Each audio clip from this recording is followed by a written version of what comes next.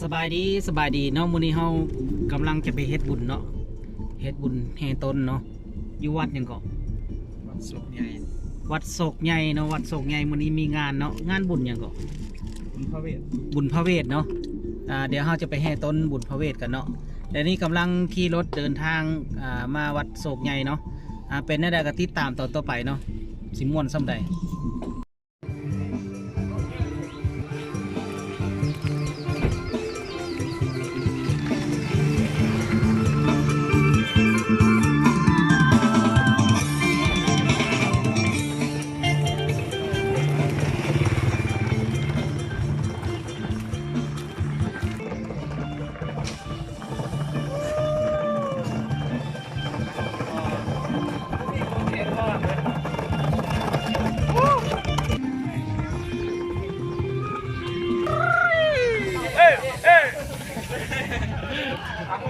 ได้อยู่อ่ะ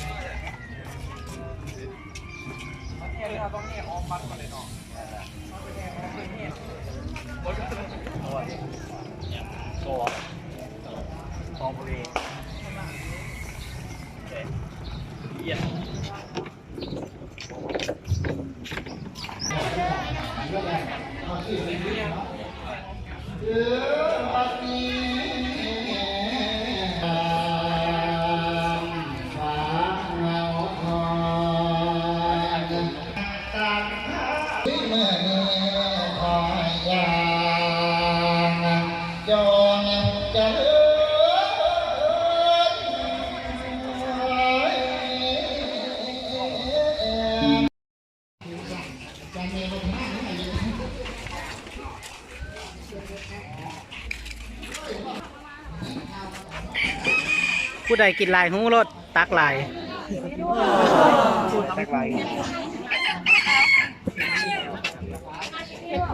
อ้าวเซิร์นเดอร์อันนี้ทีมงานสมุนไพรที่แฮปปี้เนาะมาทำบุญแห่ต้นโมเมนต์มาทำประทานอาหารเนาะมีแต่คนน่าจบตางามเอาถ้วยนี่นะ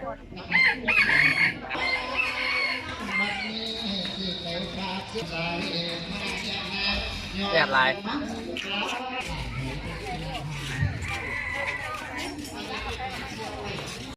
สบายดีไม่ได้ก็มาแห่ต้นเลยเนาะแห่ต้นโอ้ไม่ได้เดี๋ยวโทรมองจะพึ่งอยู่แล้วพวกตลอดเลยนะนี่เฮามาฮอดวัดโศกใหญ่เนาะวัดโศกใหญ่เนาะมาแห่ต้นกับทีมงานเนาะ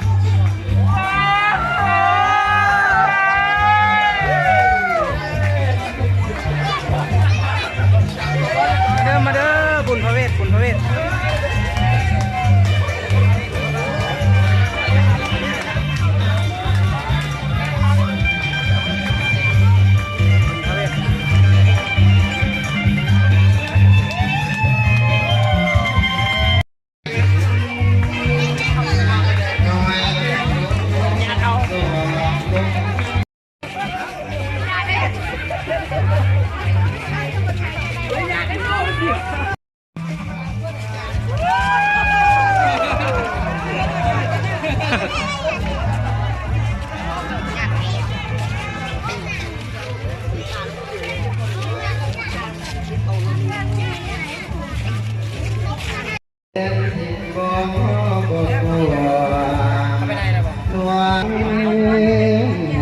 โป